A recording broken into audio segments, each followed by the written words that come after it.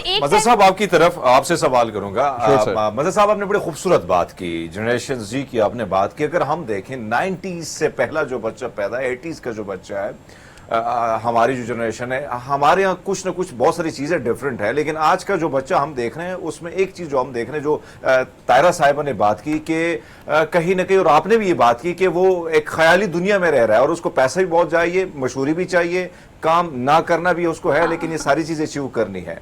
इसको आप कैसे देखते हैं? और इस चीज़ों को अब हम जितने भी मेरे फैमिली में नए जनरेशन के बच्चे, वो कोई अलग सी दुनिया में रहने वाले बच्चे हैं, तो पेरेंट्स पे क्या बनती है जिम्मेदारी कि कैसे इस चीज़ को टैकल किया जाए? क्योंकि आने वाला दौर तो लगता है कि अगर ये रहा तो बड़ा नुकसानदेह होगा इनका। they want everything but they do nothing.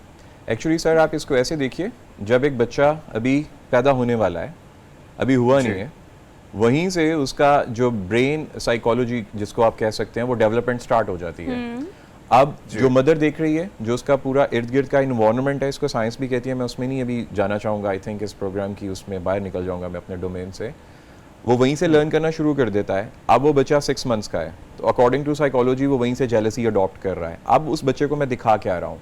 मैं उस बच्चे को म्यूजिक में रख रहा हूँ, मैं उस बच्चे को सेलफोन्स दे रहा हूँ, मैं उसको सोशल मीडिया दिखा रहा हूँ। अब वो बच्चा 3 साल का है, वो मोटू पतलू देख रहा है, मोटू पतलू नाम मिल लिया, वो डोरेमोन देख रहा है। अब इनका कंटेंट देखिए, इनके कंटेंट का आप बिल्कुल आप इनके कंटेंट का फैब्रिक देखिए।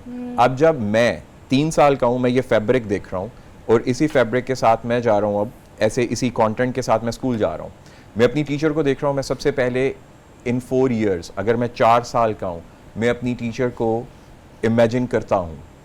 आप इसके ऊपर सर्वे करवा लीजिए। मैं 4 साल का हूँ, मैं वहाँ से निकल के घर आ रहा हूँ, मेरे सामने मेरी वालिदा हैं, मेरे वालिद हैं, मैं उनको डिफरेंट जोन में फैंटेसाइज करने की कोशिश करूँगा, क्योंकि मेरी वालिदा और टीचर जो मेरी फीमेल टीचर हैं, ये दोनों अलग पार्टीज़ हैं। पहले ये वन पार्टी हुआ करते थे, अब के दौर में ये दोनों अलग पार्टीज हैं, क्योंकि जब से वो बैड टच और गुड टच वाली फीलिंग स्टार्ट हुई ना, एक ट्रेंड स्टार्ट हुआ। अब ये 2 अलग पर्सपेक्टिव हो गए। अब इन दोनों अलग पर्सपेक्टिव में 2 अलग पर्सनैलिटीज़ हैं। जो मैंने मेरी वालदा को करते देखा, मैं अपनी टीचर को करते नहीं देख रहा। तो अगेन मैंने अपना कंटेंट इतना ज़्यादा कंज्यूम किया हुआ है मेरे सबकॉन्शियस ने। अब मेरा सबकॉन्शियस मेरे सामने एक पिक्चर बना रहा है, और वो पिक्चर क्या बना रहा है? वो फैंटेसी वर्ल्ड है। मैं 4 साल का हूँ, मैं 5 साल का हूँ, मैं 6 साल का हूँ, मैं 7 साल का हूँ, और कॉन्स्टेंटली मेरे हाथ में घर पे जाके या तो टैब है, या सेलफोन है, या मेरे अम्मा अब्बा की बातें हैं। सर हरमीत साहब, मैं आपसे भी एक क्वेश्चन, अगर मैं आप इजाज़त दे तो करना चाहूँगा। आप अपने लेजर टाइम में क्या करते हैं?